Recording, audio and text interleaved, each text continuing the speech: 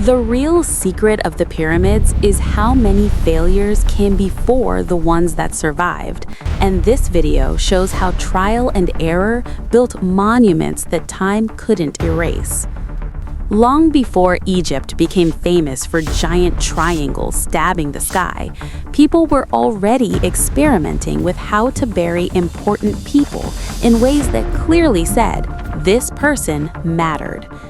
As far back as 4700 BCE, communities in the eastern Sahara and what is now Niger were building massive burial mounds with stone monuments. These weren't pyramids yet, but they were the warm-up phase, rough drafts that Egypt later turned into permanent architecture. By the time Predynastic Egypt rolled around, burial mounds, called tumuli, were appearing in places like Naqada and Helwan. Then Egypt upgraded.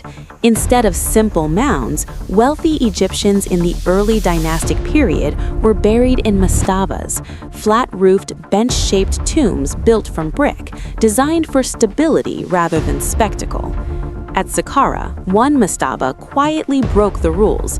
Mastaba 3808 from the First Dynasty contained a step pyramid-like structure hidden inside it. Someone clearly tested how far upward a tomb could go before it became a problem. Archaeologists believe this wasn't an isolated experiment, just one of the few that left enough evidence behind. Then came Pharaoh Djoser of the Third Dynasty, and experimentation became ambition. His monument began as a square mastaba, then grew layer by layer until it became the step pyramid. To the ancient Egyptians, this wasn't just architecture, it was a massive stairway meant to carry the pharaoh's soul into the sky. Modern historians often credit Imhotep with designing it, but ancient Egyptian records never say that directly.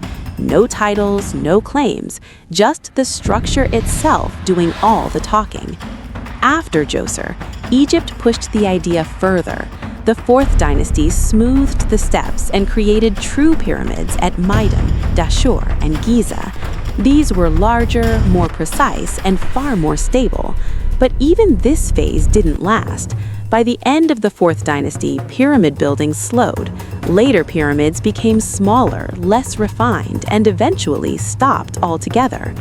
When pyramid construction returned during the Middle Kingdom, the materials changed. Stone was replaced with mud brick. The goal was no longer eternity, it was tradition.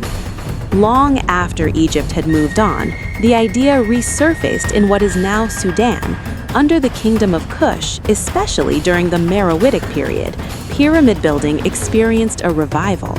Around 180 pyramids were constructed near royal capitals, inspired by Egyptian designs but adapted to local traditions. And just to prove how hard it is to erase these structures, in the 12th century, Sultan al-Aziz Uthman attempted to destroy the pyramids at Giza. He abandoned the effort after damaging only one. The structures were simply too large to undo. What survived wasn't perfection. What survived were the designs that learned from everything that collapsed before them.